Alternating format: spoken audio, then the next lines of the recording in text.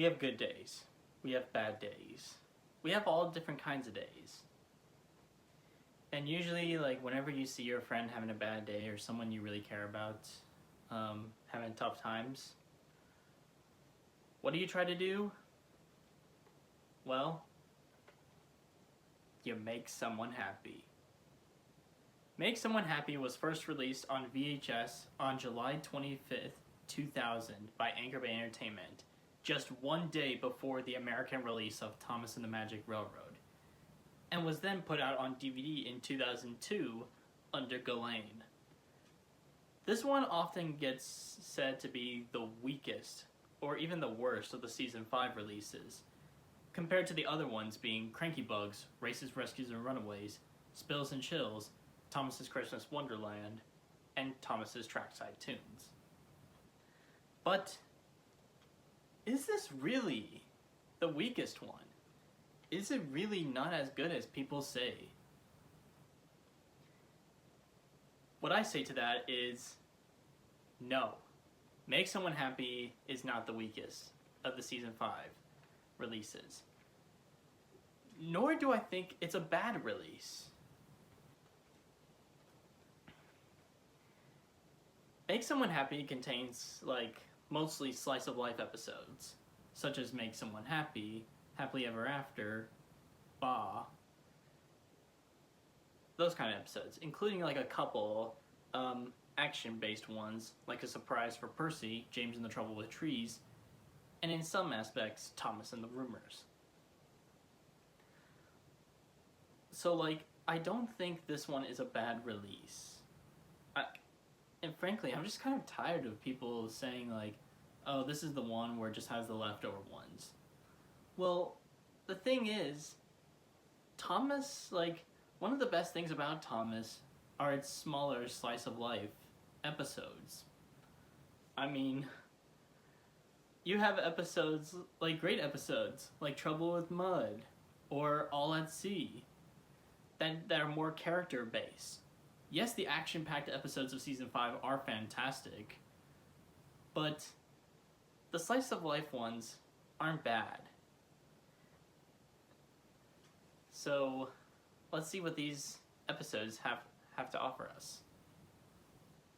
First one up is Make Someone Happy, and for being the flagship episode, I thought it was pretty good. It really did have some nice characterization. The moment that always stands out to me is when Thomas calls out James on his bullshit. It's one of those moments that just showcases how far Thomas has come as a character.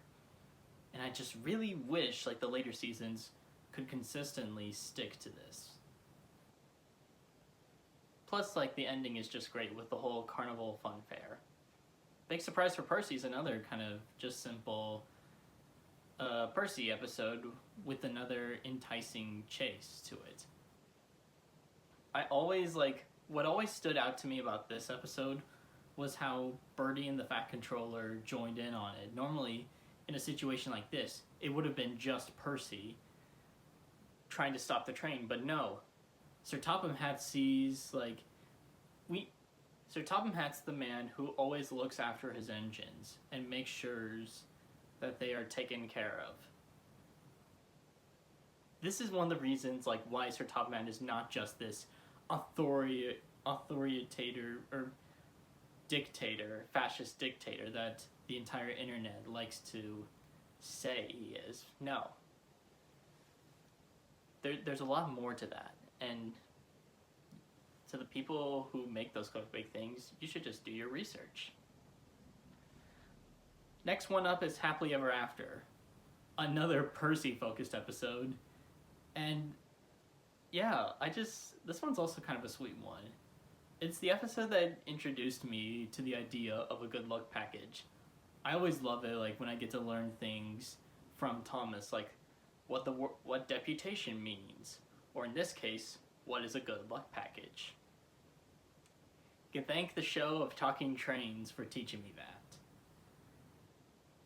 And I also just love the interaction between Thomas and Percy at the end, where Percy's like, I love weddings.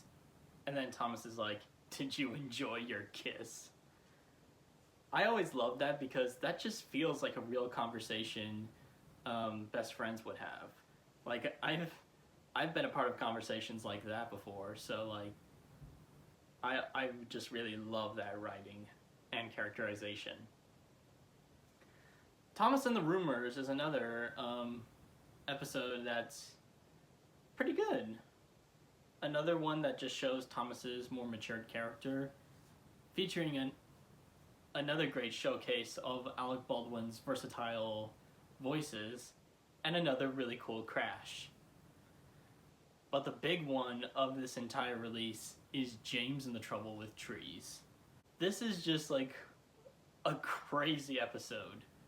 First off, Alec Baldwin's James in season 5 is just so iconic. I just love like the kind of queerness he has in James's voice. This is like one of my favorite portrayals of James in like the entire show. Not only that, but it's just the visual of like a tree stuck on the line is something that's gonna stick with a lot of people's heads. And it's kind of crazy how this actually happened in real life. And once again, another instance of Thomas like being a more humbled and mature person. Like, as we saw in the Hit Era episode, Thomas and the Firework Display, when he sees James is in trouble, he's just teasing him. And just fucking around with James. But here, no. Shit has hit the fan. This is like a dire situation, and Thomas chooses not to make fun of James or laugh. I just love this episode. And then the last one, Bah.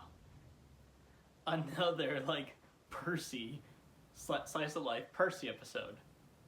Man, Percy really was a big player in season 5. I don't have much to say about this one compared to the previous 5, but I just think it's nice and simple. And then they also picked a really good song to end the release on. It's Great to Be an Engine. Just like another absolutely banger by O'Donnell and Campbell. So overall, I think Make Someone Happy is a great release. Yeah, I don't think it's the best Thomas release ever. I mean, we've seen like some really great ones. But I'm just like kind of tired of people are saying, oh, this is the weak one because it just has the leftover or the slower one. But like, being slow paced is like kind of like Thomas's charm, like during its classic run. Being slow was what like slow paced and all kind of like helped Thomas stand out from all the other shows during the 80s and 90s. And I think that's something important to know. I'm just a Make Someone Happy lover, and I will not take any more slander of this release in this household.